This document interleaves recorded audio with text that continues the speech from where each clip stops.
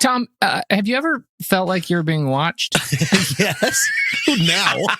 Just starting right now. What a great beginning. This may sound familiar because that one time there actually was something watching you, and it was a duck. It was a duck, yes.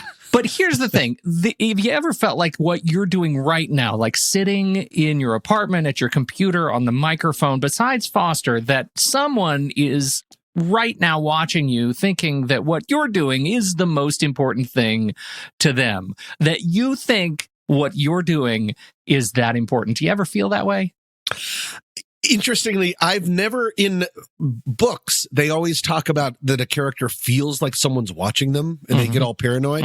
I've never felt that feeling. I don't actually even believe that feeling exists, but I'm constantly thinking that people are looking at me and judging me. So I guess I do know what it is. It's just not like in weird parking garages. Yeah, well, I was just wondering if maybe you should imagine people are watching you more. I do you some good. We have a kind of an unprecedented cold open this morning. It's a listener submission cold open, Tom. What? Unprecedented. And I'm going to tell you about two conditions that tell us a lot about how we relate to the world. And I think once you know about them and you have words to define them, you can give yourself a lot of freedom. This comes from our favorite listener, Melissa. Hi, Melissa. Hello, Melissa. And Melissa sends us actually scanned textbook pages. She's so excited about these conditions. Very excited. And they give us some words to talk about some things that we've talked about, but maybe not with the right words. So here we go. The first one is the spotlight effect. The spotlight effect. Yep. This is you, right? This is you. Right. The belief that others are paying more attention to you and your appearance and your behavior than they really are. And it's that last part that surprises people, because really you generally walk around thinking, oh, people are so paying attention to me, right? This is the way this textbook but not in a good way. Not in a good way. Hey, well, maybe not a good way. Get a load of this. Yeah, right. Wait till they get a load of me. You're welcome. It's the college kid drop-off, like freshman year drop-off thing, right? Where the kid is thinking, oh, don't stop kissing me. Stop kissing me, right? Sure. Parents, would you just leave me alone, right? Nobody cares. That's what it turns out. Nobody is paying any attention to you at all. Timothy Lawson did a study in 2010 testing that theory by having college kids wear crazy clothes that they never would otherwise wear, and then ask the people that they were with, do you remember what, Joe, Susie, Bobby was wearing? Yeah. Nobody noticed, right? Nobody cared. Interesting. Yeah, statistically relevant that nobody cared. The other side of this is the illusion of transparency. This one I think is even crazier. I think about this all the time. This is the illusion that our concealed emotions leak out and can be read and interpreted by others. Example, you are at a dinner party and somebody says, oh, you have to try the foie gras. And you try the foie gras and it makes bile come up in the back of your mouth. And you make that gagging noise and sound, and your face makes the gagging face, and nobody's paying attention to that either, as it turns out. It sounds like you were choking. I think you should definitely have people pay attention. Where's that spotlight when you're choking on weird goose liver or whatever it is? I guess that's the other side of it, is maybe you wish that people were paying more attention to you when you're in dire need. Make more noise, I think, is what we're saying. So that is the illusion of transparency. But I think knowing about what these things are and knowing that they have been tested, right? That they have been studied, that when you test people and look at their ability to interpret your hidden signs of anxiety, nobody is noticing. Nobody is noticing what you think you are telegraphing so broadly. And I think just knowing those two concepts, the spotlight effect and the illusion of transparency, can be enormously freeing. Right. It is liberating to know that, in fact, that we're all in this together. Right. Yeah. And so what I like to do is in my own head, as I'm walking around and I see a parent kissing an awkward little boy on the forehead, or somebody wearing pants and one of the ankles is rolled up but the other one isn't, and they don't know about it. I like to stare at them really hard. Oh, and point? Invasion of the Body Snatchers? I like to make sure I just like to lay it out there just to practice. Like, what would it be like if I really was paying attention to somebody more as much as they thought I was? You're just carrying around an actual spotlight? A spotlight and like a megaphone. I see you! Awkward.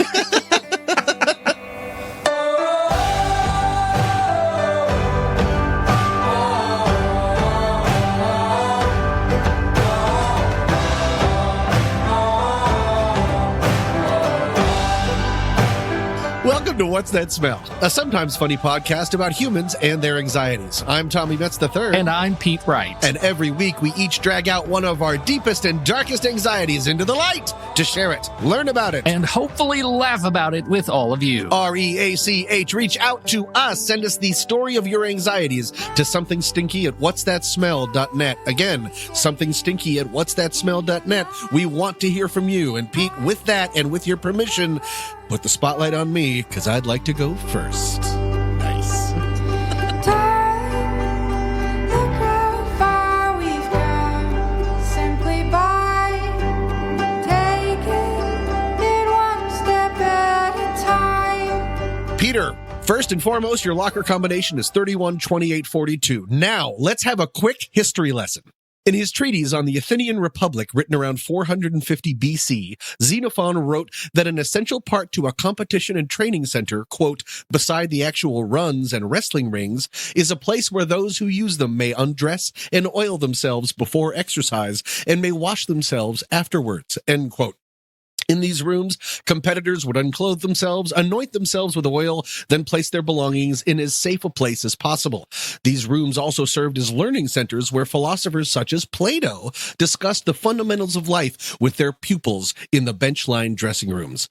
Now let's flash forward about 2,400 years to yesterday in Sherman Oaks, California, where in a rec center locker room, I saw a 70-year-old man clip his toenails while sitting on a wet bench completely naked. Pete, that's progress. Yes, my anxiety this week revolves around locker rooms. They've always made me uncomfortable. They've always made me nervous. And I think they might be making me hate like benches in general. The closest I could find to a listing is dishabiliphobia, a social anxiety defined as the fear of undressing in front of someone. The origins are dis, in Latin is dis, meaning to separate, habile, meaning clothing, and phobia, meaning yikes. Now, before I dive into my personal discomfort, Pete, I have two questions. Do locker rooms rank at all on your anxiety scale? And what was that locker combination I gave you? 21, 38, 42. Incorrect. 31, 28, 42. All of your possessions are mine. Good try, though. You got a lot closer than I thought you would. Okay. So, do locker rooms do anything for you, or am I on a locker island? Do they do anything for me? Yeah. Yes. Well, yes. Okay. Yes. Here's the problem. I'm not. Okay. Look, Tom, you know me. I'm not a sporty guy. Okay. So you're saying you don't have a lot of locker room, like you don't go to the locker room before you go into a Barnes and Noble? Right. Well, you know what they say. Before you hit the Atlas section, make sure you lube up.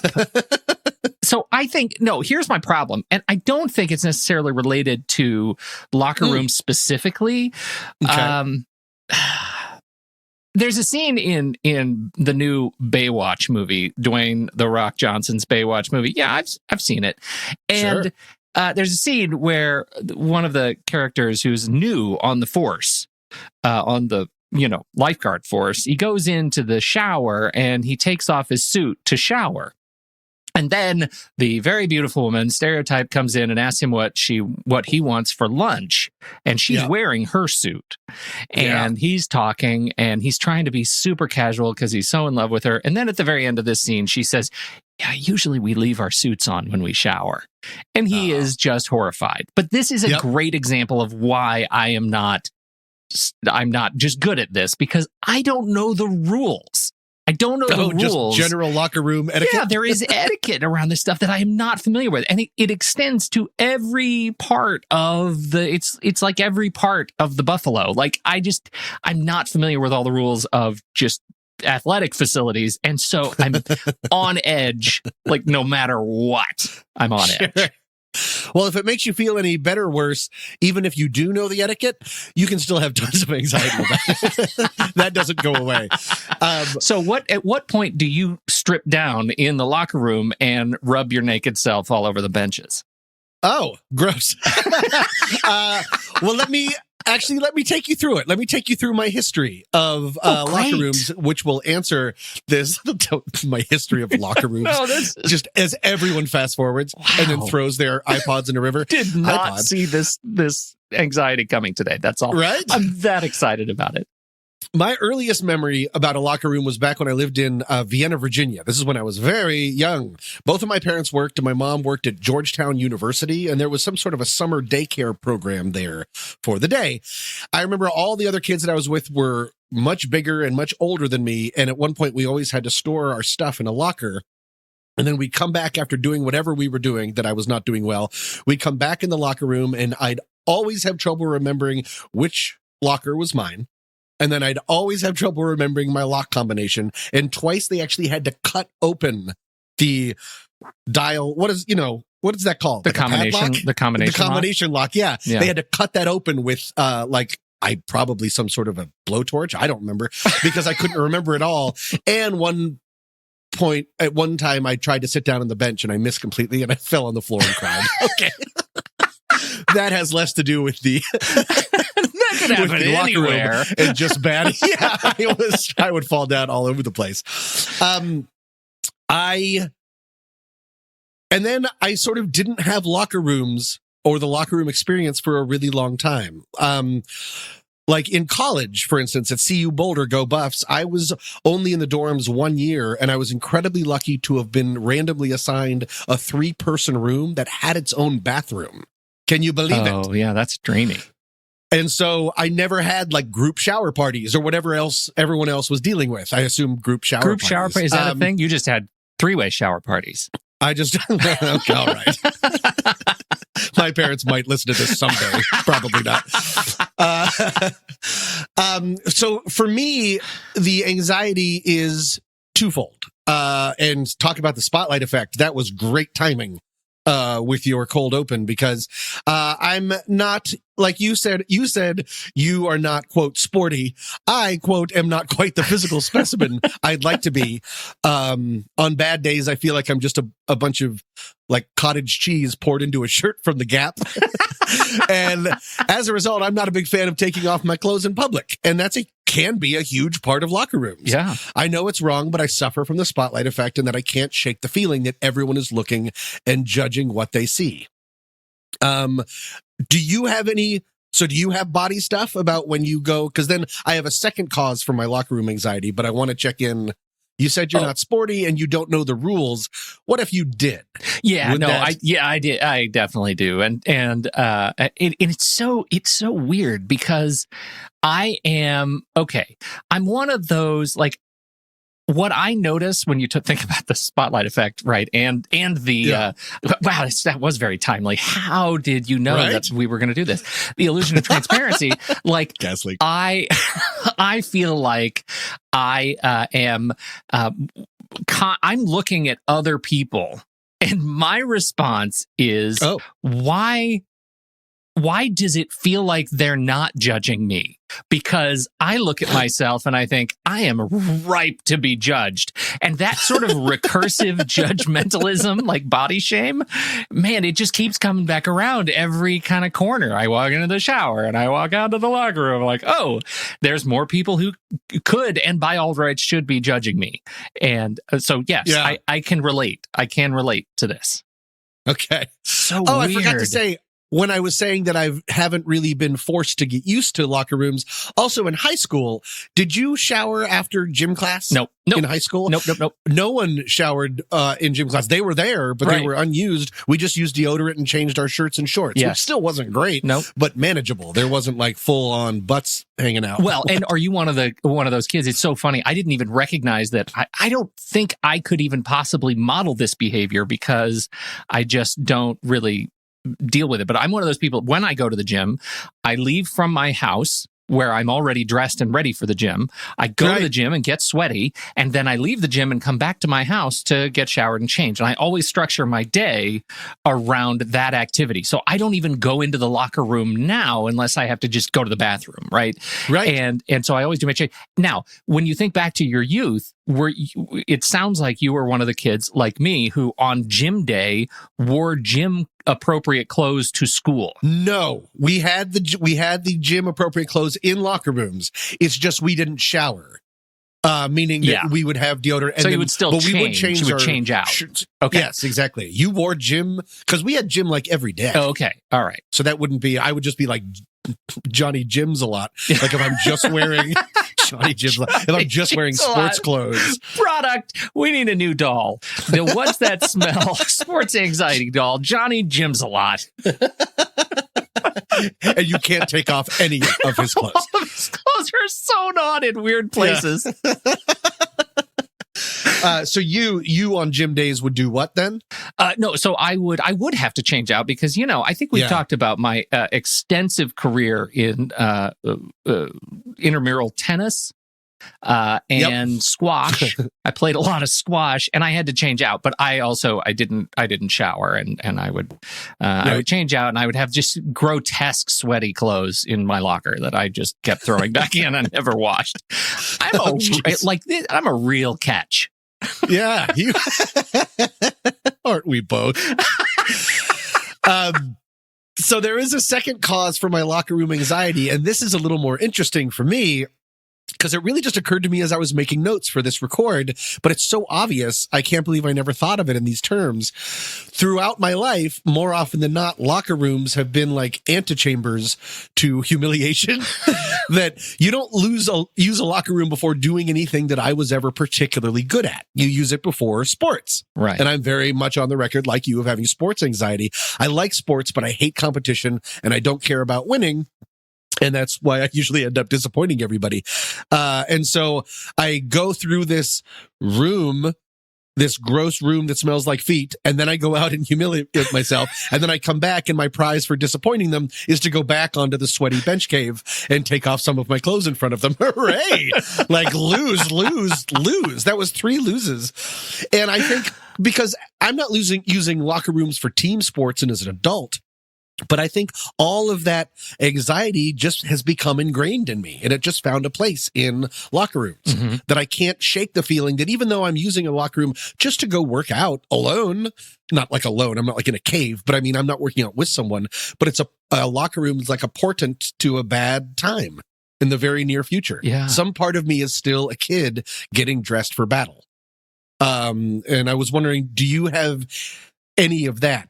Are they like for locker rooms have become like a psychic battery that they've just like soaked up this anxiety now and I just bring it along? Yeah, no, I think that's legit. And the other side of that is that there were a lot of people in high school who I consider friends that were very sporty, right? And they were people who they excelled at things that I was just not very good at and would often embarrass myself at, and so I sort of felt like the locker room as a space was kind of metaphysically hungry. Like it fed on me in order to like feed the others.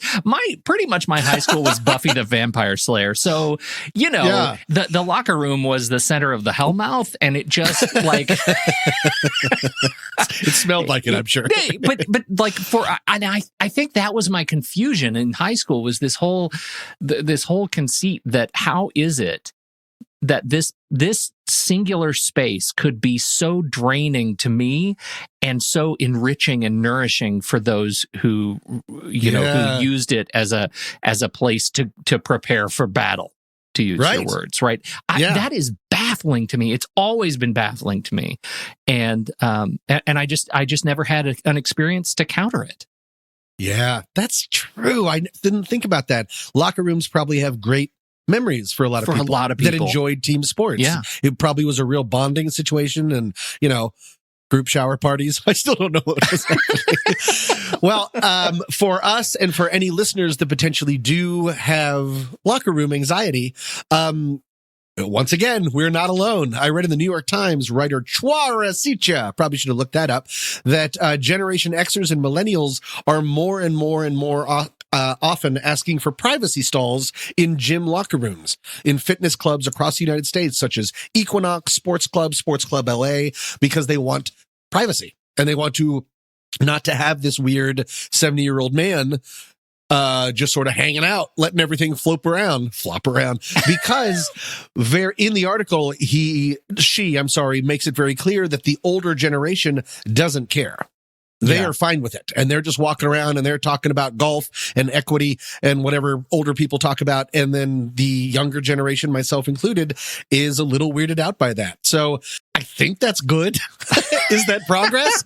Or are we just slowly mollifying ourselves into, at some point, we're just never going to leave our apartments? Well, I wonder though, there is this whole experience, the childhood memory of going into a locker room with dad and running around before you had any anxiety, and all you learn is, that's what Aqua Velva and Barbasol and groin smells like.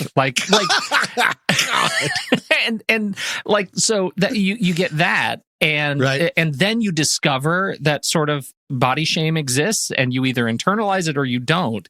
I wonder. I don't necessarily connect that with an increasing prudishness among later generations, or I should say more recent generations. I don't know if that's true, but I'm really curious about it.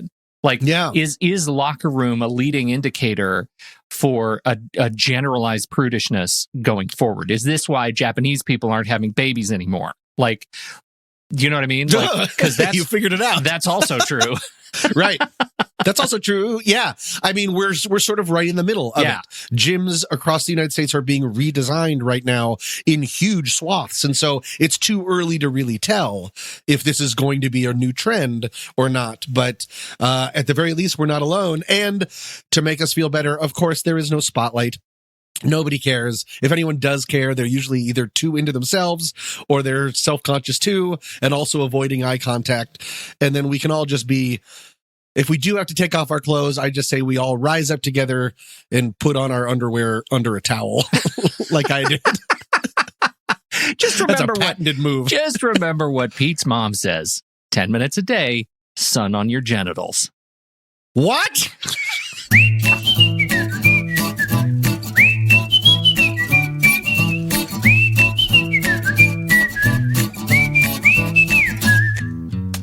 This date or year in anxiety or something. What? I still don't have a handle on this segment. On the script, this year in anxiety. This year in anxiety, Tom. Okay, so here we go. This year in anxiety, Tom. Think you might have it bad? Think you might have it bad? Well, here's a question. Are you being actively hunted by birds? I know someone who is. What? In 2016, a man named Shiva Kawat in Shivpuri's Sumala village in India tried to save a baby crow chick stuck in a net. It sadly died in his hands. Ever since, the murder of crows in his village have attacked him every single day. Even 3 years later, every time Mr. Kiwat steps out of his house, the crows come swooping down to poke and bite him all over his body and head. To quote the article, the reporter noted that during the interview, Mr. Kiwat was nervously holding a large stick and constantly looking up in the sky, waiting for soaring birds to descend. This is real. So look, everybody, life is tough, anxiety is rough, but if you're not in a blood feud with demon birds, maybe things aren't quite as bad as they could be. The year of 2016, the year that crows are now officially anxiety with wings. You think you got it bad. Okay, it may not involve murderous birds.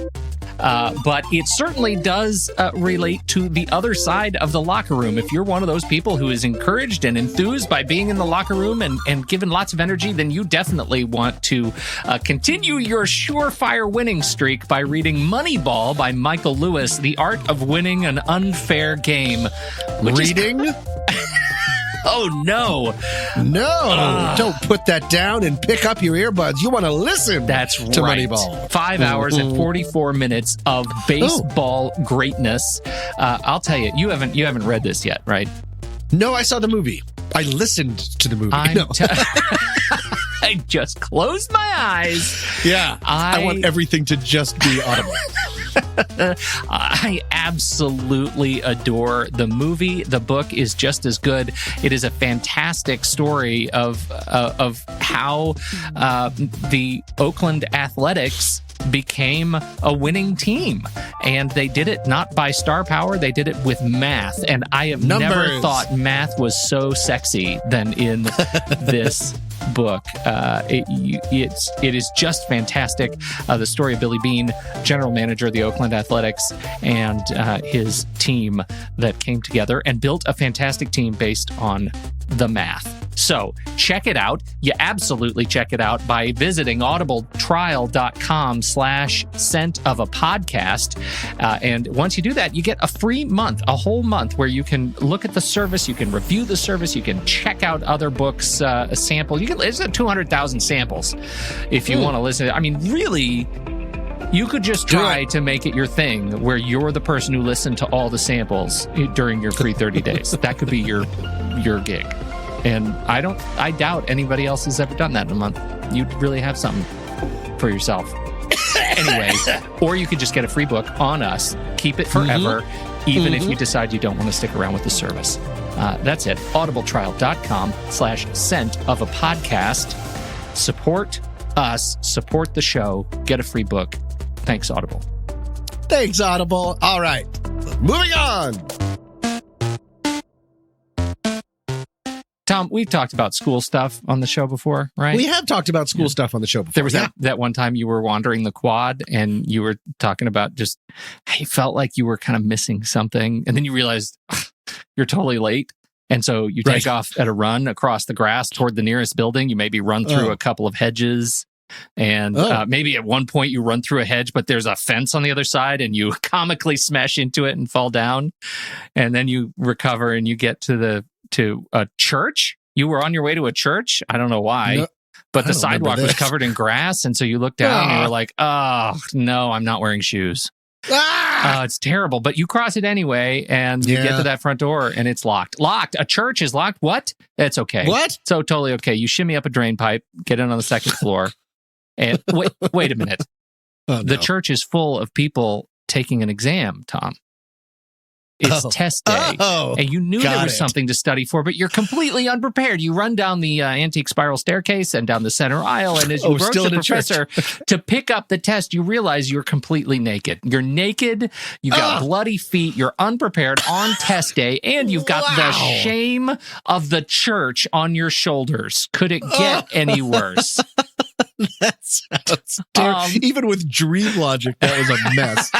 What's wrong with me? I bring you a listener submission. Hooray! Okay, good. I think I have a guess about what this is about. It's not being naked in church. Bare feet. No. Guys, is it possible you have never done test anxiety on the show? I have to take my real estate. We never have. I have to take my real estate broker's exam at the end of the month, and I'm terrified. I've dealt with it as long as I can remember. It's seriously the only anxiety I can relate to personally, and it's the only thing I've ever come across next to asking my wife to marry me that makes me feel like I'm going to wet myself. Love the show. I don't know how you guys keep coming back. Rick from Austin. Oh, Rick. We don't know Austin either. Rick. We're not even recording right now. Rick, it's just going to you. You know that, right? It is. That's no right. one else listens. It's all Austin Rick.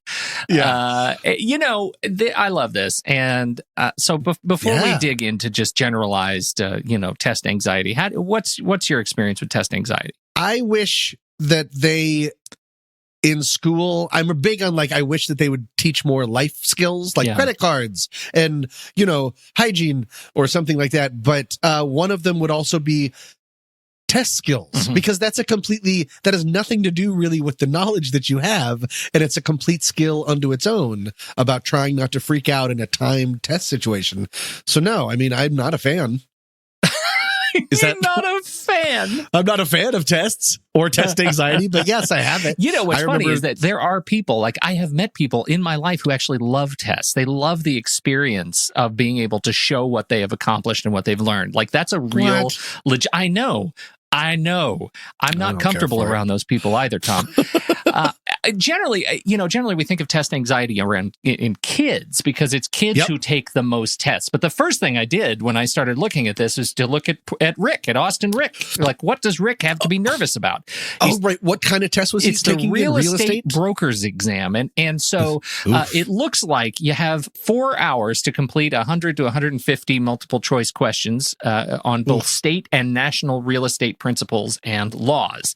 And in order to even get in the door to take the test, you have to have successfully completed 60 to 90 hours of college level education in the field. So likely you've been invested in studying the stuff. Right. Okay. But what else do adults have to deal with in terms of tests, right? We've got all kinds of certifications, like Rick is doing licensures, professional examinations, driving tests if you let your license lapse. I don't know, blood tests, all kinds of things that pressure you in a way that can cause this sort of performative anxiety around testing. Yeah. When's the last time you took a test? Do you remember the last test you had to take? I think it's been not that, that's my new voice. Not that long ago. I recently got certified for, what's it called? First aid, CPR, and AED. Really? And you do have to take a test at one point over the computer after you watch 900,000 videos and take these different things. And I remember it feeling alien. It's been a long time since I've taken a test like that, really learning something in a short amount of time and then really having to have it down. That woke up some old feelings. That's really interesting because what you're getting to there is like anxiety related to stakes. Right. And the stakes in that case, like CPR, MAD, what is that? No, that's the NED, the defibrillator. AED, yes, AED, correct. yeah. AED is the defibrillator. Yeah. So those, the stakes can be pretty high. I can imagine that you want to be in a position where you feel like, okay, I know this well enough that if I'm ever called upon to use it, I'm not going to screw it up. The stakes are... Everyone stand back. And then I immediately put the defibrillator on my own face. I'm like, why? We're doing fine. And so that actually is one of the characteristics of this particular performance anxiety. It's just a fear of the stakes, that the stakes are too high. And that can cause a lot of pressure. For me, the last test I think I took was embarrassingly long time ago. I think it was my Final Cut Pro certification exam or something. It was just it was long enough ago, and the stakes were pretty low. Sure. I already knew well enough, and it wasn't. It's not something I had to do for work. It was a personal thing, so the stakes were low. You could be walking down the street and someone's like, "Quick, I need a sizzle reel." Like that. It's the same as CPR. Right. In Hollywood, I imagine you see that all the time. Yes, constantly. My actor's reel is out of date. So there's that. There's fear of failure, right? That's kind of related. The sense of, oh God, what if I don't? What does it mean about me? There's of course lack of preparation and kind of fear of the unknown. What if I prepared the wrong stuff? Oof. There's the pile on, right? The poor performance, the test performance experience. This is actually called negativity bias. And it's that thing that our brain is exceptionally good at. This is the feeling that, oh, goodness, that one time I completely bombed a test.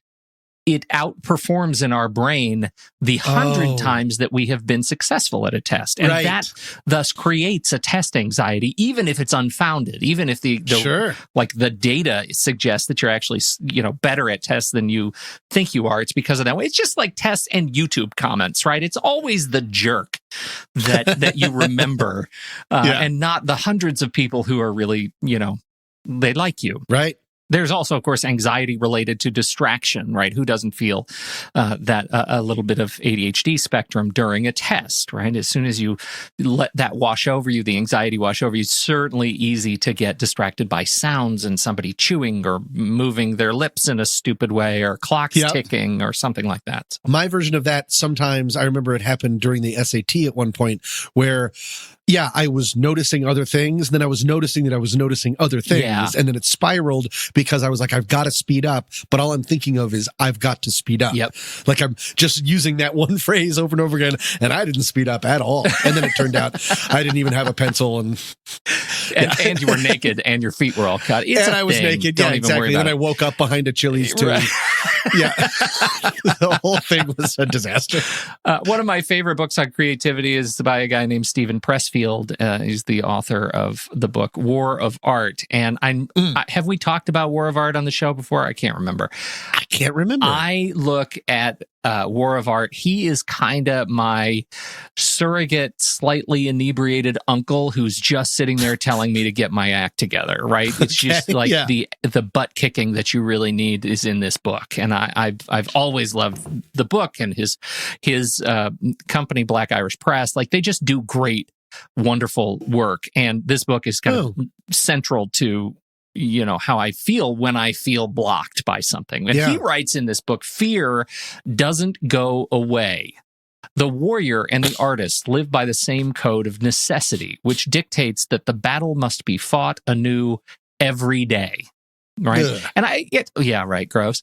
It's hard. Like, this is hard. It's hard to get over this, but the anxiety is an indicator of something really important. And that is that what you're doing matters, right? Stress from anxiety. It's a thing that doesn't come up if you don't feel strongly about what you're doing, right? If there's no reason to be nervous, you won't be nervous. Yeah. That's a good point. So stress from anxiety produces a hormone called cortisol. Cortisol is a bully for the hippocampus, and the hippocampus is what you need to recall memories. So too much stress, too much cortisol, memory failure. So you got to get your act together around staying relaxed and being confident in order to allow your hippocampus to do what it needs to do. Or else you get the symptoms, right? I don't know. What happens to you when you're in test anxiety mode?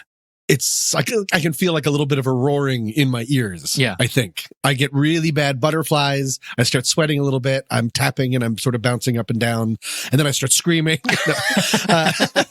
Blood just pouring out of my nose. I might actually just be really sick. This might have nothing to do with actually test anxiety, Ebola, one of the two. I find that I go through all of those things and then get really sleepy. Like it's as if my body says, "You're done, man. You have nothing to give. Go to bed." Like adrenaline has drained away. Yeah, and especially because generally I couldn't sleep the night before, right? That anxiety brings around like nightmares and restlessness and all of those horrible things. But of course, I'm also subject to panic attacks. I have a history of panic attacks, so the left arm goes, starts to hurt and goes numb, and then I start breathing. It's just a thing. So you get the emotional response, the feelings of anger and fear and helplessness and disappointment, and you're going to disappoint your mother, and then you can't concentrate. And it's a very lonely feeling. It's super lonely feeling. Exactly. So what do you do? Well, here's an interesting thing. I have a few things that I want to talk about that I've culled together from a number of different sources. The first one is something that makes total sense to me. I can't believe I didn't think about it before. University of Chicago study says that students who were given 10 minutes to write about their fears in specific detail on paper before an exam improved their scores by nearly a full grade point over those who did not. Why? Really? Yeah. Can you guess why? Feel less alone? Feel less trapped in your own head? Okay, Why? You're going down that direction. That's a good direction. It's the same thing with, believe it or not, to-do systems. right? Work management systems. There are people who wander around with all of the stuff that they have to do in the day in their head, and the odds of them getting all of that stuff done is pretty small, right? Because there's a lot of distraction that comes with trying to remember all of the things you have to do. And so we try to have what's called a trusted system, a system where you can just core dump all the stuff out of your head so that you don't have to think about it anymore. Oh, that's so you're getting key. All your internal monologue. Exactly. You need a trusted anxiety system. This is why the value of journaling in general is so great for anxiety.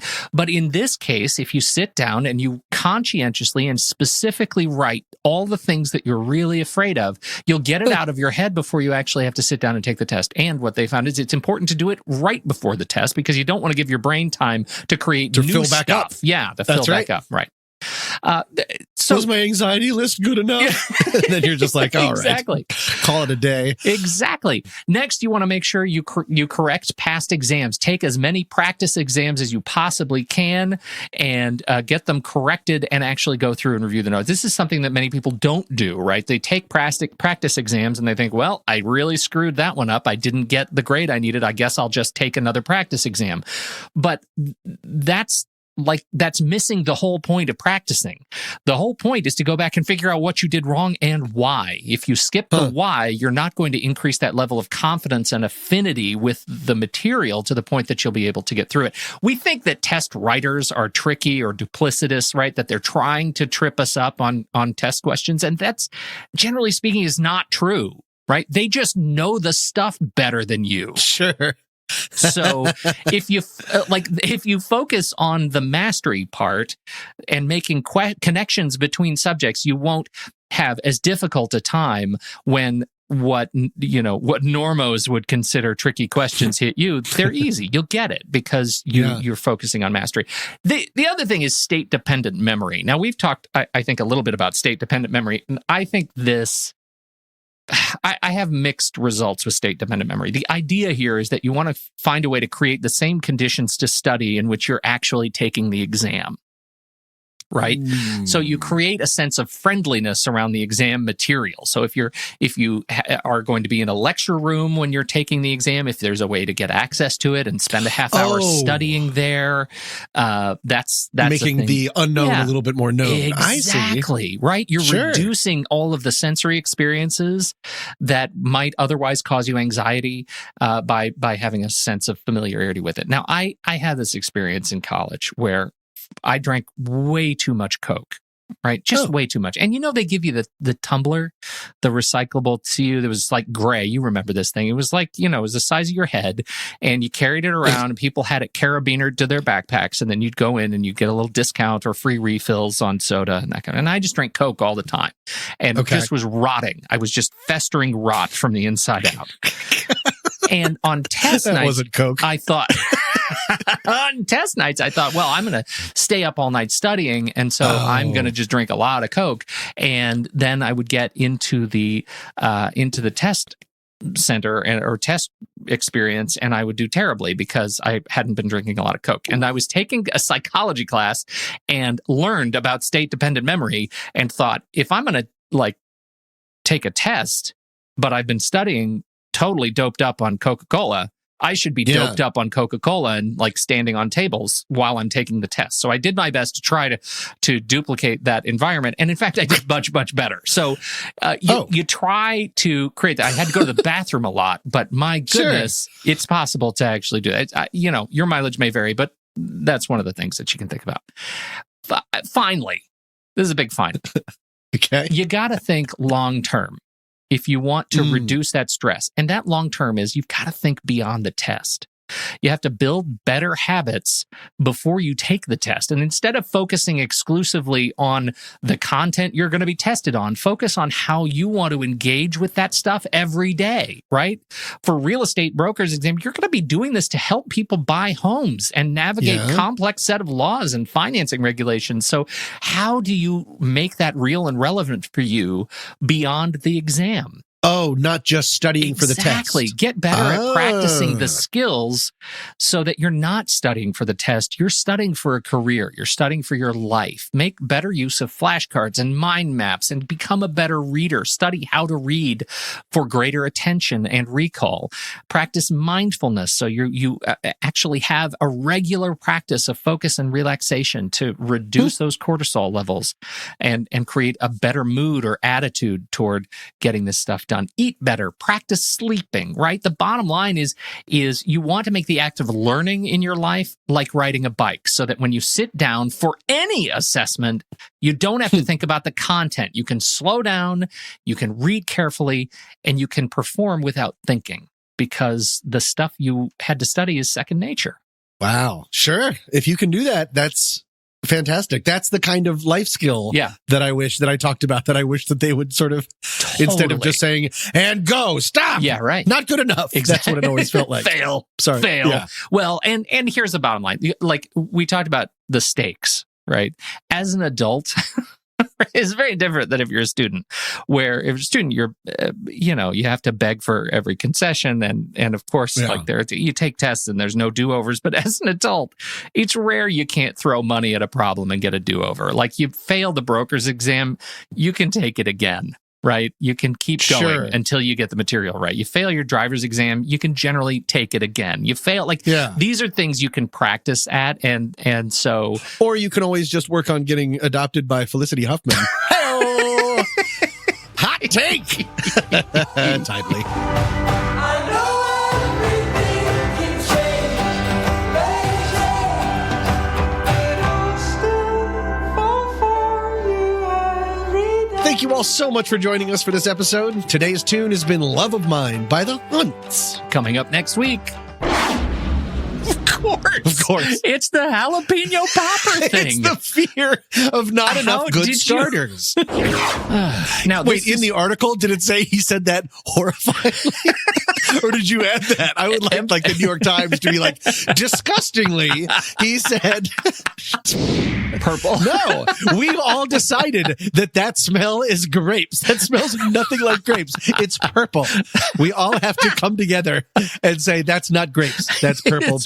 But I did do a grape job. Until then, I'm Pete Wright. And I'm Tommy Metz III. Thank you so much for downloading. We will be back next week on What's That Smell?